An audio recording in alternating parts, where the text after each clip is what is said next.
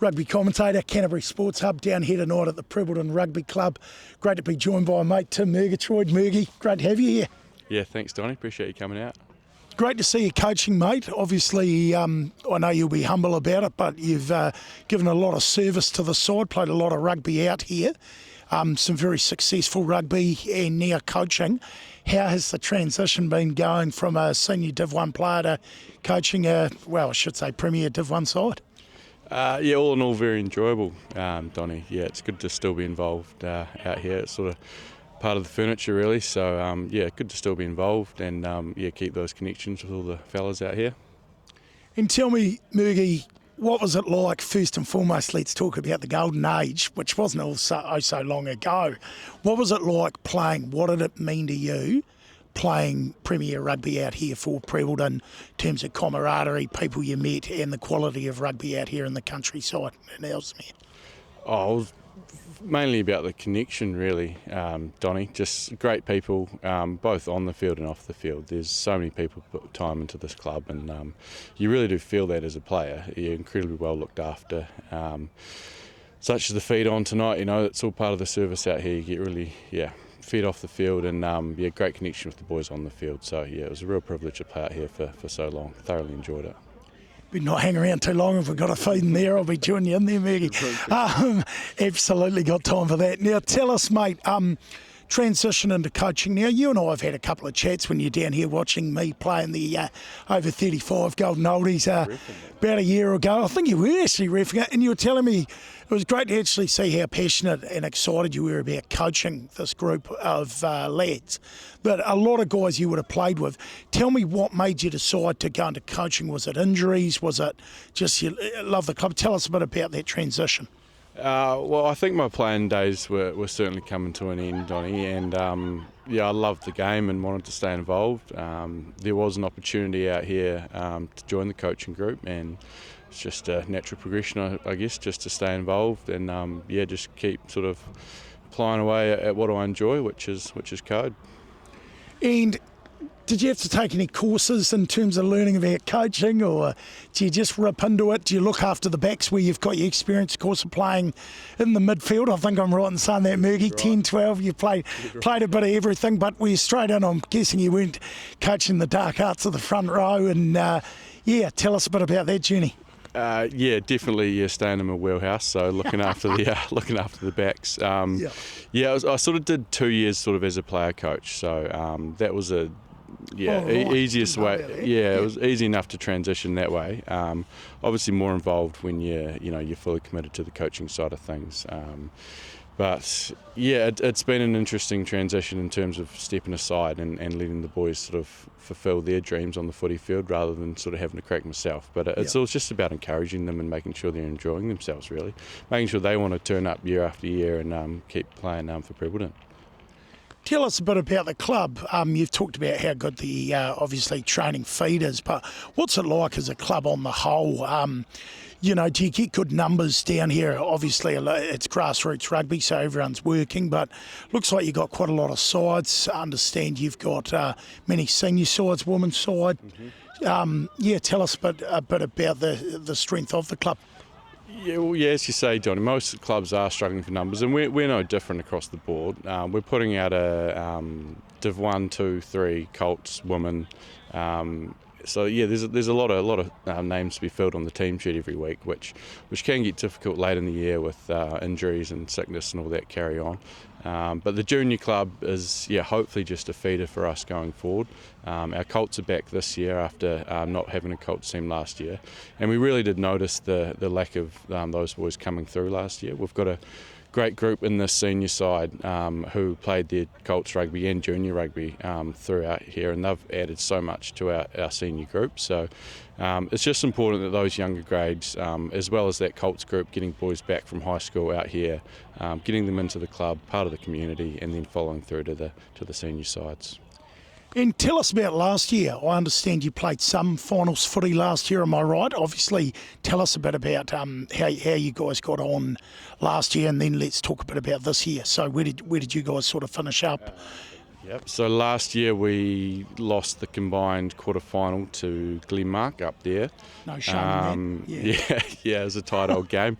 And then we lost our semi-final to Darfield out here actually, which was a bit of a dark day for us. Yeah, it was actually, mate. You did right. It was pretty tight. But yeah, because it was. Yeah, well, we'd beaten them the week before. So whether that was a good or bad thing, obviously it's easy in hindsight that maybe we felt like we'd done the job before we got out on the park, considering the week before. But you got to learn from that, and finals footy, it's anyone's game. And last year it wasn't ours. So, yeah. And it can be a pretty brutal competition. There's a lot of teams very evenly matched. I guess that's what makes the country combined comp so brilliant, those long bus trips.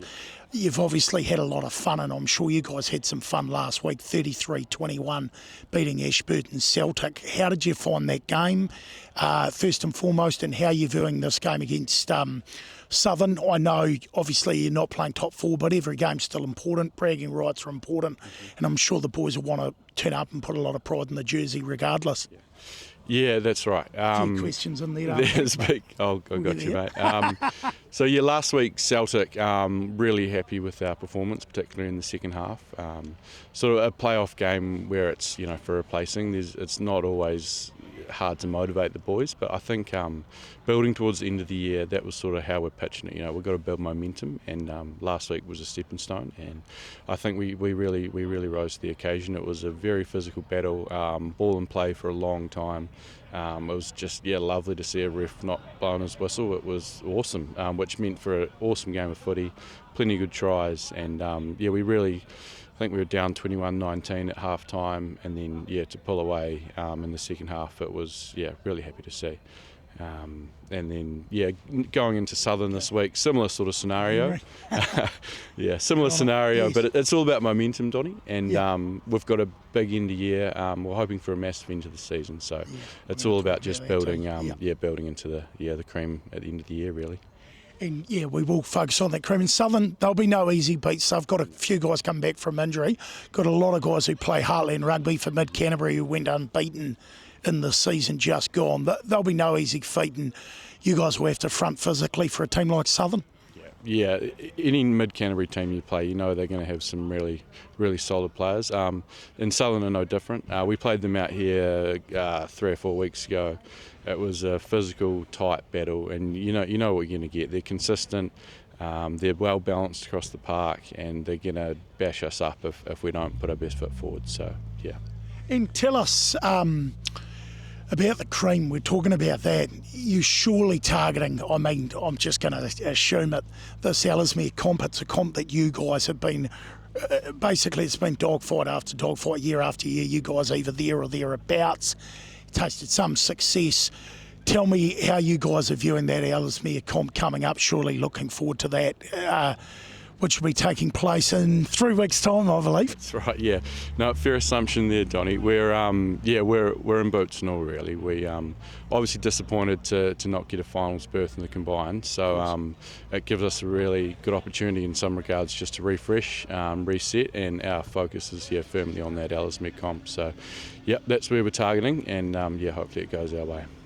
And Murgy, it'd be great just to get your thoughts. I'm sure you don't mind me asking, being a mate. If not, I'm sure you won't talk again. But just want to get your thoughts. A couple of we've talked about how mouth-watering that game will be against Southern, no matter what you're playing for. Two fairly evenly matched sides going at it. But how good are these top four semi-finals going to be? I mean, Wahora v Glenmark Cheviot at Rhodes Park and Taitap, and Darfield v Kaiapoi. Do you feel like on the day any of those four sides could win it? Yeah, absolutely. Like they're the four best teams in the comp for a reason, and if either of them have their day, then there could definitely be an upset. I certainly see Waihora as the favourite in that semi-final based on how they've been going so far this year. But you'd be silly to write off Glenmark Cheviot as well. They're they've proved time and time again what a quality outfit they are. Haven't seen much of Kaipoi with them being on the other side of the pool, but based on their results, I'm no doubt they're pretty solid too. And then Darfield, like, you just can't write Darfield off. They love a final. Just talk to me, So we can't. It could go either way, mate. I couldn't really pick it. Yeah. And coming back to you guys, obviously you're going to want everyone. Are you playing down at Hinds? Yes. This weekend, so we need to tell everyone that they need to make their way to Hinds and not those other semi-finals, of course, down past Ashburton there. But just wanted to talk to you about, I want to talk about, just to finish things off, your team, just a couple of guys who to keep an eye out for the rest of the season who could be pushing for Ellesmere honours, and just guys to watch out for in this comp going forward. Yeah, across the park we've got some really quality, real quality players. Up front, our front row across the four of them, our four props have been outstanding. But a young guy, Lockie Hilaka, who's been at hooker, he's only 23 or so, but he's got a good future. I'd like to see him picked up by Ellesmere this year, but we'll see how we go. That's up to them. And then the backs, another young guy. That's right, mate. Another young guy, Riley Steele. Like he's lightning fast, and you can't coach speed. So I'm sure he'll get a look in at some stage. And then a couple of quality halfbacks. We'll numerous quality halfbacks across the club, as well as our 10 Dan Fogarty's running the cutter pretty well for us this year. So quality across the park, mate. So hopefully they get a look in for Ellesmere, and hopefully they can give North Canterbury a decent run this year too. And without sounding too generic, the week-to-week goal for you guys going forward? Oh, it's just building momentum, Donnie.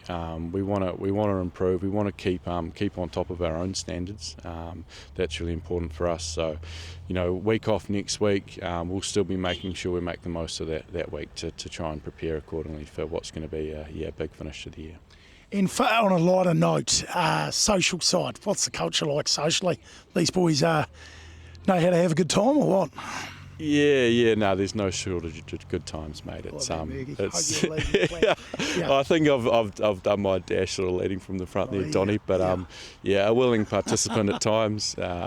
Sometimes, that's right. It's all about balance, isn't it, mate? Yeah. And tell me, did you get down to the Marlborough Sounds annual fishing trip? Of course, you and I having a few at Furno last year. Did you get down this year? I wasn't down there. Yeah, missed you this year, Donnie. I did make it, mate. Hope you up all right. Yeah, mate. Winning boat. So shout out to Kuru. Oh, well done. On the winning boat. A few good species and snapper. Few snapper, mate. Yeah, no, it was a hell of a year. I think we hit 6 out of the 7 desired species. So happy with that. Great. And beautiful weather, mate. It was all good. Yeah, well, we didn't get that last time. No, we choppy seas.